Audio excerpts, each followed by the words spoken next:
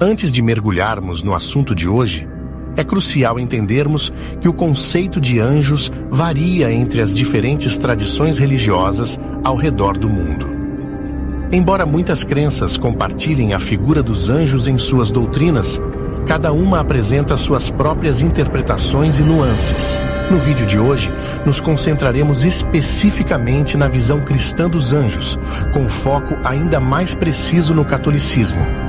Portanto, caso você siga outra tradição religiosa, poderá encontrar semelhanças e reconhecer algumas das categorias e nomes que mencionaremos, mas também pode se deparar com algumas diferenças. O primeiro ponto que devemos entender é que os anjos não são deuses, mas são entidades que surgiram do divino, criados por Deus para serem intermediários entre nós e o plano celestial. Suas asas não são apenas simbólicas, mas uma espécie de transporte cósmico entre a terra e o céu. Durante a Idade Média, grandes pensadores como Pseudo-Dionísio e Tomás de Aquino tentaram classificar os anjos em coros angelicais, começando da hierarquia mais baixa até a mais elevada, de acordo com os escritos bíblicos. Os anjos que mais se aproximam de nós habitam nesta esfera mais baixa e atuam em nossas vidas. Esses seres divinos podem se tornar mensageiros celestiais, transmitindo mensagens importantes para nós, e sua proximidade com Deus lhes concede grande poder e sabedoria, podendo influenciar nossas vidas através de nossas orações e devoções. Apesar de possuírem uma inteligência superior à nossa, os anjos não são oniscientes, ou seja, não detêm todo o saber.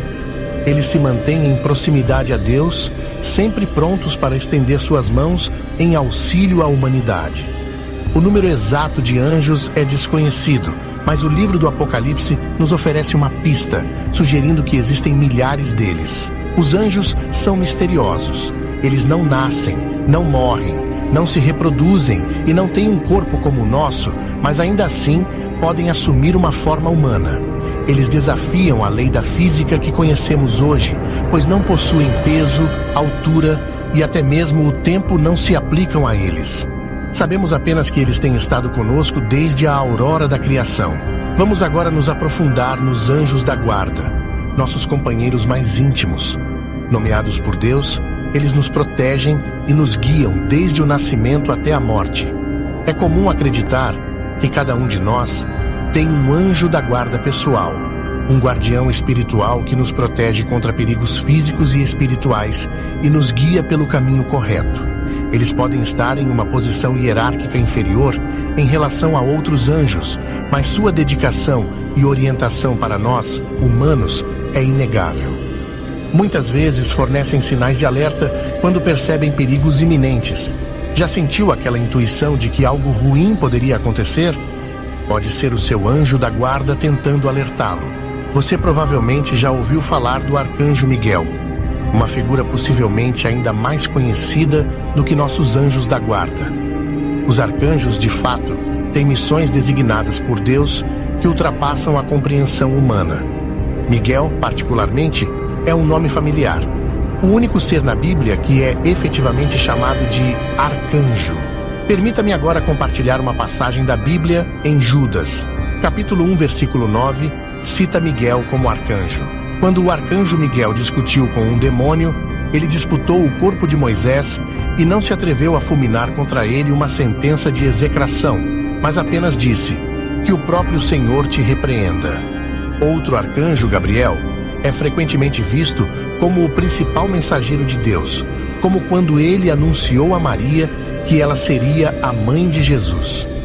Rafael, outro nome conhecido, é associado à cura e à proteção dos viajantes. Embora se acredite que existam 7 arcanjos, apenas 3 são mencionados por nome na Bíblia. Tradições religiosas também mencionam outros, como Muriel e Jofiel. Os arcanjos, que além de serem mensageiros, são os elos entre a vontade divina, outros anjos e nós.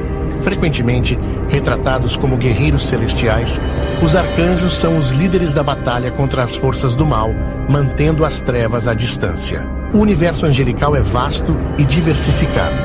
Temos, por exemplo, os anjos conhecidos como principados. Esses seres celestiais têm uma missão muito específica. Eles são responsáveis por entregar mensagens e instruções para os líderes de nosso mundo, reis, governantes, príncipes. Mas sua influência vai além, estendendo-se à proteção de cidades, países, estados e continentes, trabalhando incansavelmente para manter a harmonia e a paz no nosso mundo.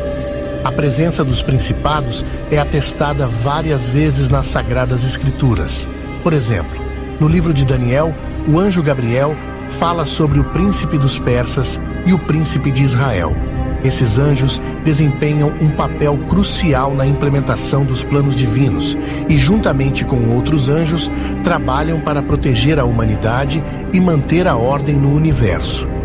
No entanto, os principados não são apenas benévolos, eles também podem ser bastante severos com aqueles que desobedecem às advertências de Deus e se opõem à sua vontade. Eles são frequentemente representados com uma coroa e cetro que simbolizam sua autoridade celestial e, em algumas ocasiões, carregam uma cruz, representando fé e devoção. Ainda que pareçam estar subordinados a classes de anjos superiores, os principados têm uma importância inquestionável na hierarquia celestial. Sua missão é essencial para manter o equilíbrio e a justiça em nosso mundo, e sua presença é uma garantia de que a vontade divina está sendo cumprida. Vamos desvendar juntos o papel dos anjos conhecidos como poderes, retratados em geral com espadas flamejantes na mão, prontos para afugentar demônios. Além disso, eles são guardiões da memória e história da humanidade, protetores dos animais e elementos como água, terra, fogo e ar. Esses guerreiros celestiais estão sempre de prontidão, firmes em suas armaduras, prontos para combater o mal. Os poderes são responsáveis por manter a ordem divina no universo e assegurar a supremacia do bem sobre o mal. Eles também servem como mensageiros da vontade divina para outras ordens angélicas, como os principados e as potestades. Esta distinção é crucial, pois, até mesmo entre os demônios, existem anjos caídos. Os tronos, por sua vez, são os guardiões do poder divino e são os responsáveis por transmitir missões para os anjos de menor hierarquia. Frequentemente aparecem como jovens ou em meio a um turbilhão de luz, geralmente segurando uma harpa ou cítara, pois são amantes da música. Esses seres, que mantêm o trono junto com os anjos designados por Deus, são conhecidos por sua devoção e dedicação, e estão sempre prontos para realizar a vontade divina, sem questionamentos ou hesitação. Por fim, após a história de Adão e Eva serem expulsos do Jardim do Éden, os anjos foram encarregados de proteger o local sagrado, a árvore da vida e os registros divinos, exemplificando o serviço e submissão a Deus. Os querubins são descritos como criaturas aladas, portando as cabeças de um homem, touro, águia e leão. Com o passar dos séculos, essa representação se suavizou e eles começaram a ser pintados como crianças, como na renomada obra de Rafael, que retrata um querubim como um garoto rechonchudo. Em certas tradições, os querubins são descritos como seres repletos de olhos, representando sua capacidade de ver todas as coisas. Eles são reconhecidos como os anjos mais próximos de Deus, dedicados à adoração e louvação. Agora, conheçamos os serafins, entre os mais antigos, puros e elevados anjos. Sua missão divina é proteger o sagrado trono de Deus. Eles são descritos como possuindo 3 pares de asas.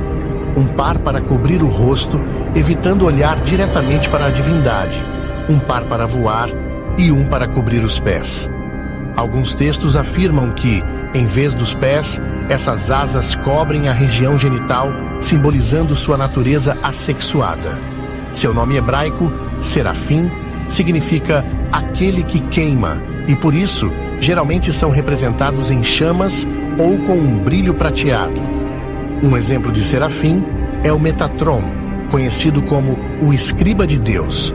Metatron é frequentemente ilustrado como um ser colossal, adornado com asas e vários pares de olhos, simbolizando sua onipresença e onisciência. Segundo a tradição, ele é um dos poucos anjos que podem se comunicar diretamente com Deus e receber suas divinas instruções.